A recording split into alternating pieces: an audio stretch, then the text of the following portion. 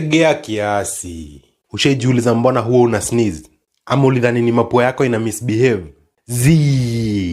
Acha nikuchanue. Sneezing ni normal for humans na pia animals like cats, dogs and chickens. Medically inajulikana kama stanutation. Sneezing huhappen ile time cilia, tiny hairs kwa mapua, hudetect kitu foreign yenye inafaa kutoka.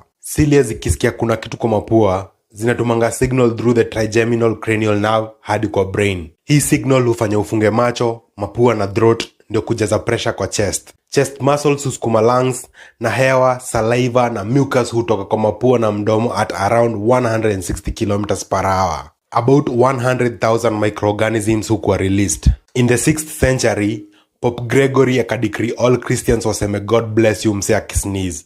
Na hiyo culture ikabaki hadi wa leo. Nipe like na follow for more fun facts.